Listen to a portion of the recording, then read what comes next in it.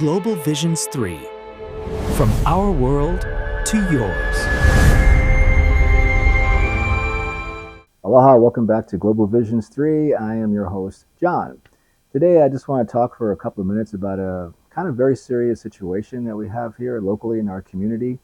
Actually, probably for maybe a 10-mile radius, about 6 kilometers or so, something like that.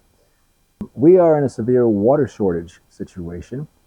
And this is something that many people in this community don't really have any experience in dealing with.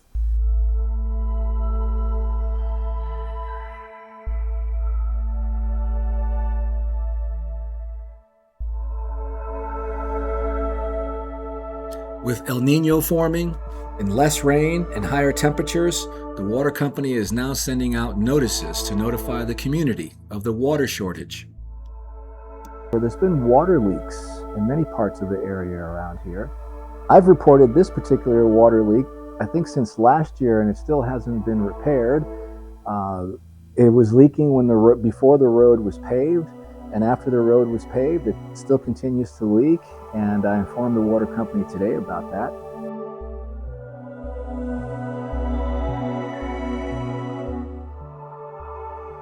And I spent many years living in Hawaii. I lived in off-grid systems, where we were pretty much, relying on nature, rainfall to fill our tanks full of water.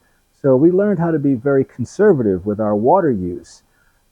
Many homes in Hawaii and many parts of the islands back home have what we call these water catchment systems. Rainwater falls on the roof. Gutters and pipes the tank. A pump then distributes it to your home. It's a simple, low-cost solution, holding up to 10,000 gallons. That's enough for a family of 4. That's how we get our water, whether it's for, cooking, washing, in some cases drinking, which you have to use the filtration system, but it all comes from the rain. But the tanks that we use back in Hawaii are much larger than the one you see behind me here. This is only a 1,000 liter tank, which comes out to approximately 300 gallons or less than 300 gallons.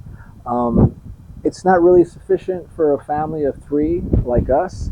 And this does not come from the rain or the gutter, because many homes here don't do that. This actually comes from the water company. So right now, without any water pressure and any water, we cannot refill this.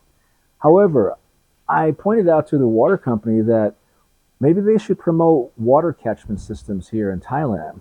Luckily, our landlord, we asked her to put in a water tank a couple of years ago because we've had experience being without water.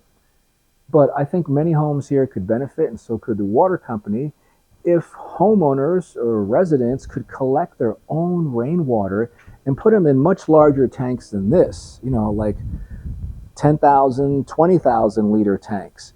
And then we wouldn't be in the situation that we are now. Most people rely on the water company for their water. And the other issue that I've brought up here in some other vlogs is there's like this building boom that's been going on in our area.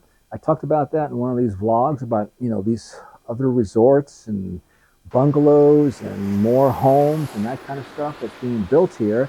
And of course, the question I have, where's the water going to come for all these, building units? Are there any contingency plans that the water company has in place, in case that all this building continues unabated and, more people start to move in and, putting more of a strain on the water system?